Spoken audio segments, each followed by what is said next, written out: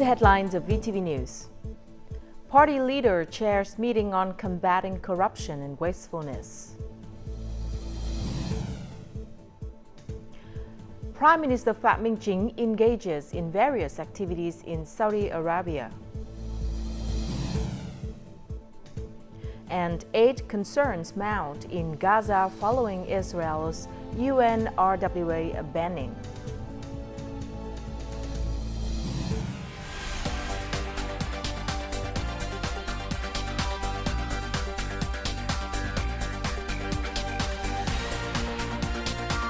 Broadcasting from Hanoi, the capital of Vietnam. VTV News starts right now. Hello and welcome to VTV News, broadcast live to you from Hanoi. You're with me, Lina Phạm, and here's the top news of the hour. Party General Secretary Tô Lâm chaired a meeting of the Standing Board of the Central Steering Committee for Prevention and Control of Corruption, Wastefulness, and Negative Phenomena in Hanoi on Wednesday. He stressed that the fight against corruption, wastefulness, and other negative phenomena should not be abused to hinder development or pursue personal gains. Party General Secretary Tô Lâm lauded recent efforts against corruption, wastefulness, and other negative phenomena. He noted that many cases have been brought to trial on schedule, with sentences striking a balance between strictness and compassion, earning widespread public approval. He emphasized the need for breakthroughs in preventing wastefulness in the future. We must view the prevention of wastefulness as a task on par with combating corruption and other negative phenomena. We need to make a concerted effort to implement solutions from the grassroots level upward to practice thrift and combat wastefulness. This includes fostering a culture of anti-wastefulness across society, establishing it as a standard of ethics and social norm. The Party General Secretary also highlighted the need to link the prevention of corruption, wastefulness, and other negative phenomena with the implementation of Directive 35 from the Politburo regarding the organization of party congresses at all levels, leading up to the 14th National Party Congress. It is necessary to urgently clarify cases where officials and party members show signs of violations related to personnel work in preparation for the party congresses. We must be resolute in preventing individuals with signs of corruption from serving in the new term. Party General Secretary Tô Lâm also called for the urgent revision and enhancement of the provincial-level steering committee's functions and responsibilities. This move aims to ensure consistency in the prevention and control of corruption and negative phenomena across all levels. Within the framework of the 8th Annual Future Investment Initiative Summit in Riyadh, Saudi Arabia, Prime Minister Phạm Minh Chính met with Egyptian Prime Minister Mustafa Madbouli and Pakistan Prime Minister Shehbaz Sharif.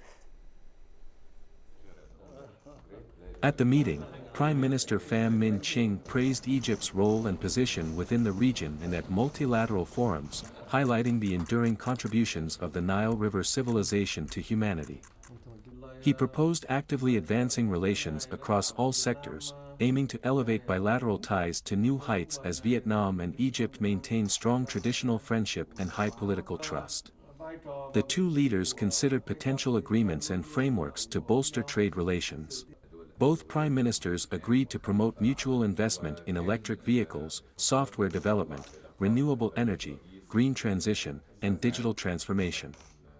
The two sides also pledged to support each other at multilateral forums and contribute to strengthening partnerships with ASEAN and Arab nations. At a meeting with Pakistan Prime Minister Shehbaz Sharif, Prime Minister Phạm Minh Chính affirmed Vietnam's cherished traditional friendship with Pakistan and expressed hope to strengthen the two countries' bilateral relations. He believed Vietnam and Pakistan hold great potential for trade cooperation and suggested expanding access between the two countries' markets. Pakistan Prime Minister Shehbaz Sharif expressed his admiration for Vietnam. He suggested the two countries raise their bilateral trade to $10 billion. The two leaders shared the vision and determination to elevate the two countries' bilateral relations. They agreed to increase delegation exchanges, particularly at high levels, including between foreign ministers and ministers responsible for such fields as information and communications, science and technology, and agriculture. Also on this occasion, Prime Minister Phạm Minh Chính met with Jordan's Crown Prince Al Hussein bin Abdullah II in Riyadh, October the 29th local time. The Crown Prince agreed to Prime Minister Phạm Minh Chính proposals for establishing bilateral cooperation mechanisms, including political consultations between the two foreign ministries and an intergovernmental committee. Both leaders committed to enhancing bilateral cooperation in tourism and education, as well as increasing the exchange of their respective strong products. For Vietnam, this includes agricultural, aquatic seafood, footwear, textile, and electronic products. The Jordanian Crown Prince welcomed Vietnam's new focus on developing the halal industry, affirming Jordan's readiness to collaborate with and import halal food products from Vietnam. During his attendance at the 8th Future Investment Initiative and working visit to Saudi Arabia, Prime Minister Phạm Minh Chính met with Saudi Arabia's Minister of Industry and Mineral Resources and Minister of Investment on October the 30th. At the reception, Prime Minister Pham Minh Chinh and Saudi Arabia's Minister of Industry and Mineral Resources Bandar Ibrahim Al Khuraif agreed to work towards elevating bilateral relations and upgrading cooperation mechanisms from the deputy minister level to the ministerial one. They also agreed to conduct negotiations to soon establish agreements on free trade, labor cooperation, investment protection, and cultural, educational, and training collaboration between Vietnam and Saudi Arabia. Specifically, Saudi Arabia's Ministry of Industry and Minerals and Vietnam's Ministry of Industry and Trade should send working delegations to each other's countries to discuss and soon conclude negotiations towards signing cooperation agreements that will create a legal framework for businesses in the implementation. During a meeting with the Saudi Arabian investment minister, the Prime Minister emphasized Vietnam's commitment to expanding investment cooperation with the Middle East, particularly with Saudi Arabia. He urged the minister to expedite negotiations on investment protection agreements between the two countries and to share experiences that would foster a favorable, equitable, and attractive investment environment. The Prime Minister also called for swift agreement with the Vietnamese Ministry of Planning and Investment on the Memorandum of Understanding. For his part, the Saudi Arabian Minister of Investment affirmed that Vietnam is a stable and attractive destination for long-term investment and expressed readiness to engage actively with Vietnamese agencies to accelerate negotiations, finalize cooperation documents, and implement the proposed projects. Prime Minister Phạm Minh Chính met with leaders of Saudi Arabia's major enterprises on the morning of October the 30th local time in Riyadh to boost investment cooperation during the Vietnamese government chief's trip to Saudi Arabia and attendance at the 8th edition of the Future Investment. Hosting a reception in Riyadh on October 29th for Amin Al Nasser, President and CEO of Saudi Aramco, one of the world's largest companies in both scale and revenue, Prime Minister Pham Minh Chinh has called on Saudi Aramco to invest in Vietnam's oil and gas sector, especially major petrochemical and refining projects. After the meeting, the Vietnamese Prime Minister witnessed PetroVietnam and Saudi Aramco sign a memorandum of understanding on cooperation in oil and gas trading. Meeting with Abdullah Mohammed Al Zamel, Chairman of the Board of Directors of Zamel Industrial Investment Company under Zamel Group, Prime Minister Chinh suggested that, alongside expanding production, the group should continue to diversify its products, supply chains, and distribution networks. He proposed Zamel invite more Saudi Arabian and international businesses to invest and do business in Vietnam. Meeting with CEO of the Saudi Agricultural and Livestock Investment Company, Sulaiman bin Abdulrahman Al Rumayh, Prime Minister Pham Minh Chinh requested that SALIC to send a working delegation to conduct field research and work specifically with relevant Vietnamese agencies in a bid to devise specific projects. During a meeting with the executive director of the Saudi Fund for Development, the Prime Minister expressed strong appreciation for the fund's past provision of preferential loans for projects in Vietnam. He expressed hope that the fund would continue to support and invest in the country, particularly in large-scale projects, emphasizing the need for increased focus, simplified procedures, and enhanced incentives. In response, the leaders of the Saudi Fund for Development praised the vision and development policies of the Vietnamese government. They committed to dedicating more resources to projects in Vietnam and expressed a desire to become a strategic partner. Prime Minister Phạm Minh Chính met with the staff of the Vietnamese embassy and representatives of the Vietnamese community in Saudi Arabia on the evening of October the 29th local time as part of his ongoing trip to the Middle Eastern country. At the meeting, Prime Minister Phạm Minh Chính expressed the empathy for the challenges faced by Vietnamese workers working far from home and acknowledged the significant potential for expanding relations in the Middle East, Africa, and Saudi Arabia. In light of this, and as part of his current trip, Vietnam and Saudi Arabia aim to bolster political trust, increase high-level exchanges, and work towards upgrading their relationship. The two countries are also considering negotiations on the free trade agreement and an investment protection agreement to enhance cooperation across trade, investment, labor, and other fields. He encouraged the embassy to continue its efforts to protect the rights and legitimate interests of Vietnamese citizens as swiftly and effectively as possible, and to foster stronger connections with the Vietnamese community.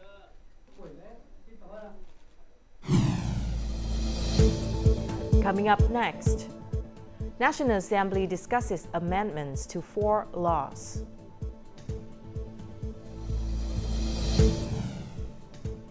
Vietnam and Japan seek stronger cooperation in developing semiconductor human resources. When it comes to business, it's crucial to choose a smart location with global impact. And Vietnam might just be the location for you. Connect worldwide to advanced logistics networks. Smart Hub for technology and innovation. A dynamic business ecosystem. An environment with a competitive edge.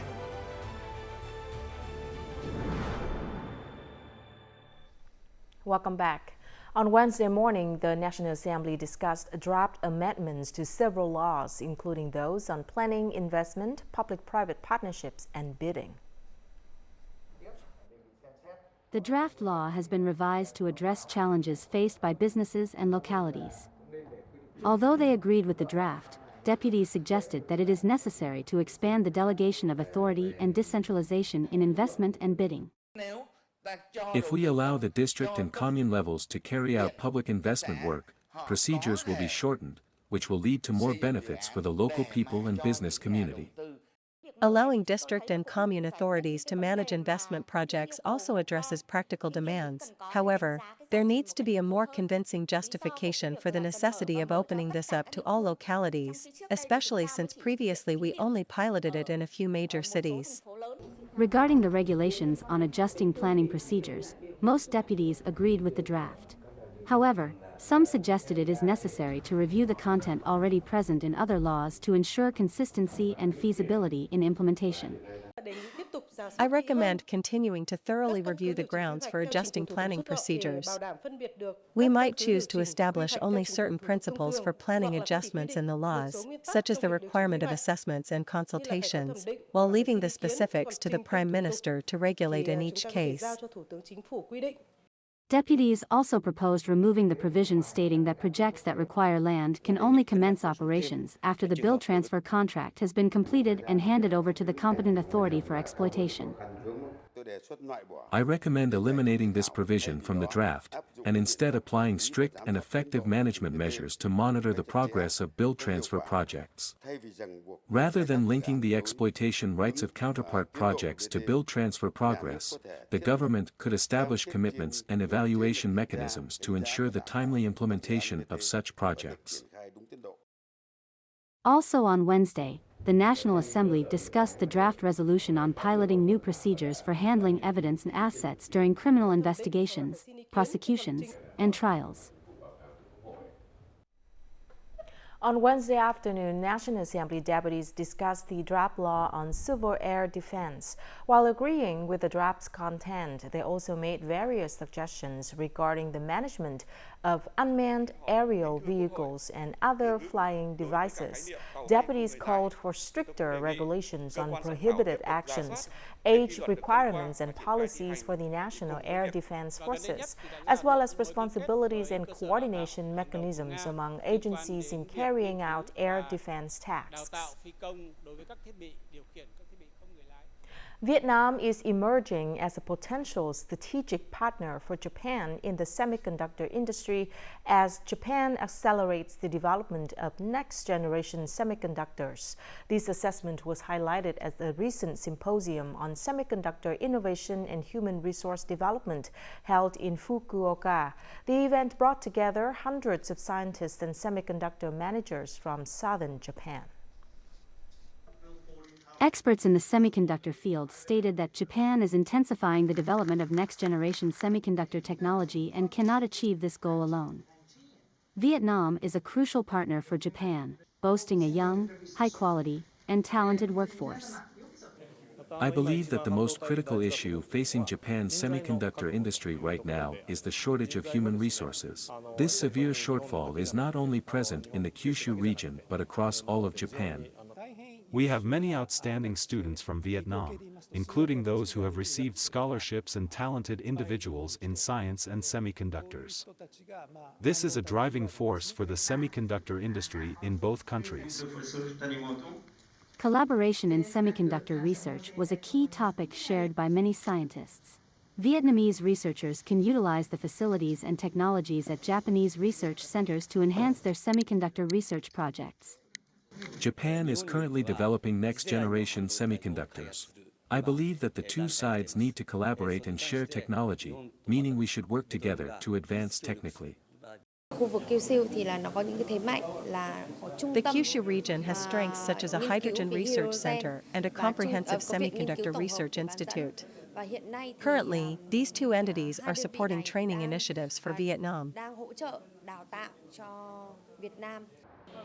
Japan aims to establish a global semiconductor supply chain, with many initiatives being proposed to promote Vietnam's deeper participation in this chain in the future. Due to the impact of Storm Chami, nearly 33,000 houses and over 200 schools in Quang Binh and Quang Tri have been flooded, leaving many roads impassable. The armed forces of Military Region 4 have been present in Quang Binh, visiting and encouraging families affected by the storm. Additionally, the command of Military Region 4 has provided 2 tons of food and essential supplies, as well as dispatched a team of doctors to Lệ Thủy district to offer free medical checkups, distribute medication, and perform post-flood disinfection for environmental sanitation. The Ninh Bình Provincial Department of Tourism, in collaboration with the UNESCO office in Hanoi, has recently announced a research project to assess the economic value of the Chang'an Scenic Landscape Complex. UNESCO hopes to connect Ninh Bình with international experts in related fields and organize forums to share experiences from and learn from similar situations worldwide. Assessing the economic value of Chang'an Scenic Landscape Complex will pave the way for developing policies to exploit the full potential of the World Heritage Site effectively and sustainably. This project highlights the impact of the heritage site on the local tourism development.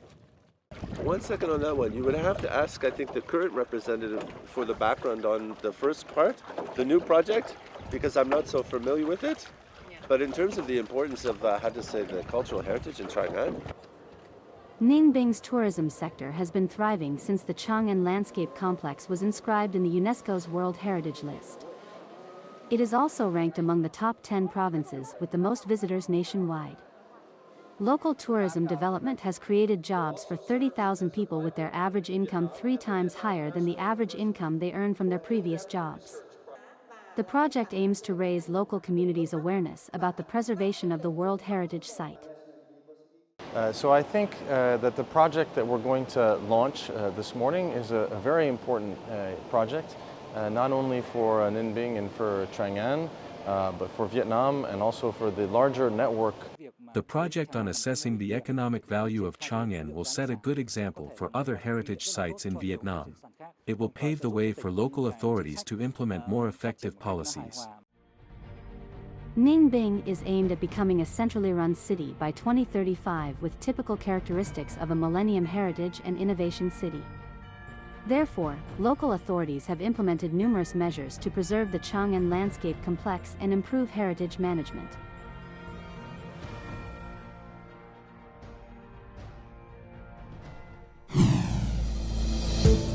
Coming up next in our world news, Cambodia celebrates 20th anniversary of King's coronation.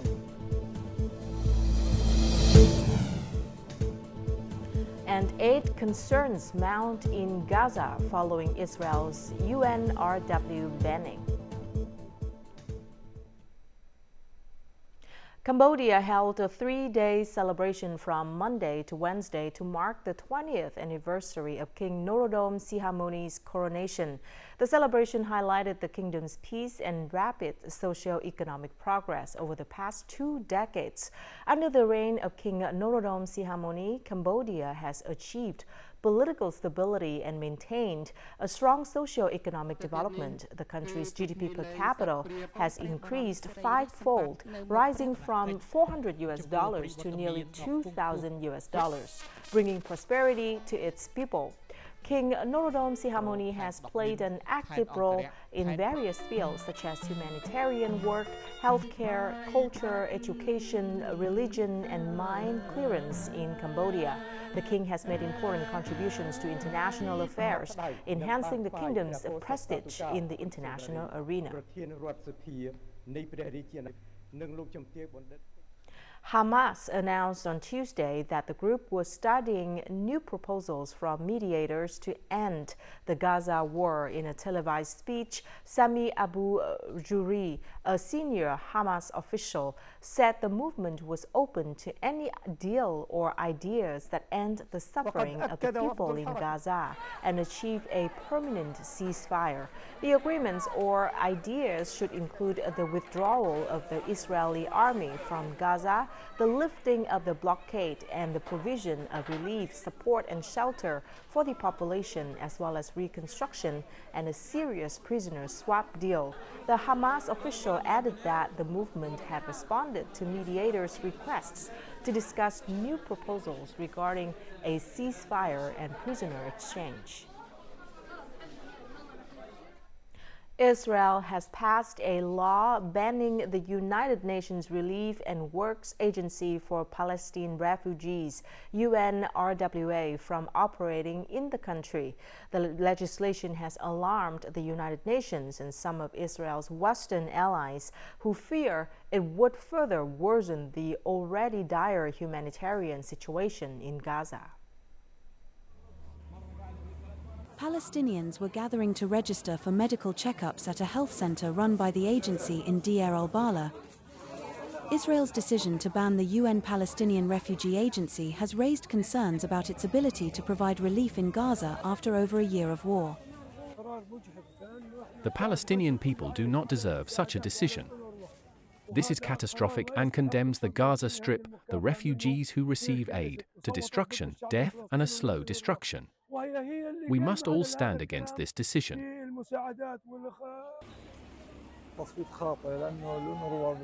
The people benefit greatly, and the only benefit comes from UNRWA. But if it's stopped, where will we get aid from? The U.S. State Department said it was deeply concerned by proposed legislation in Israel.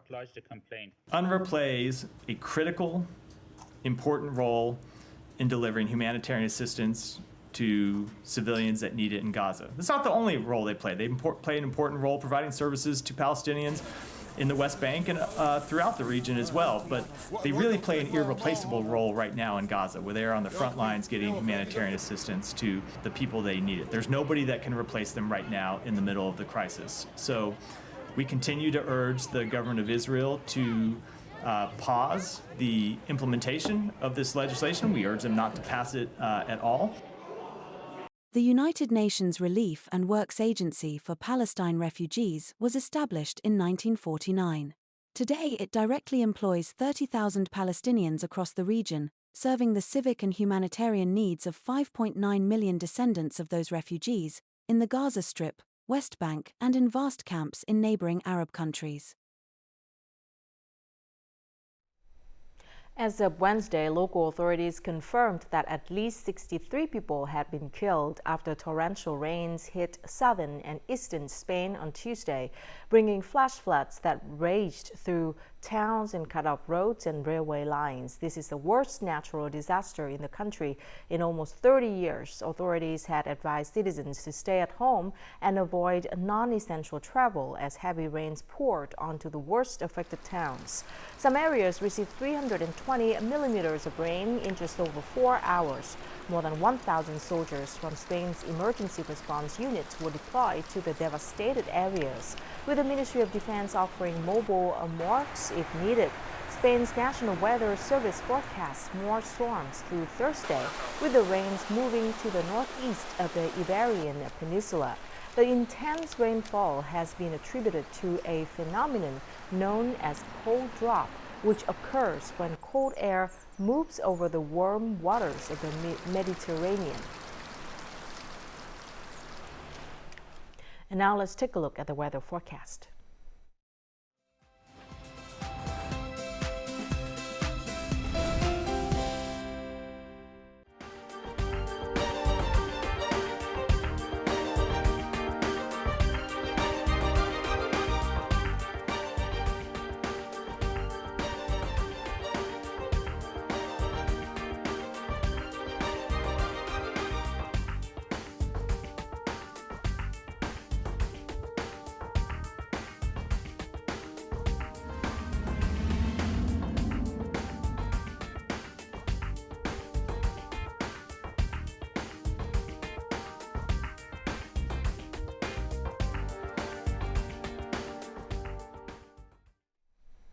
And that's it for this edition of VTV News. Thank you very much for watching. To rewatch our program, you can download VTV Go from App Store or Google Play, or tune in our YouTube channel at youtube.com/VTV4Go. Goodbye for now.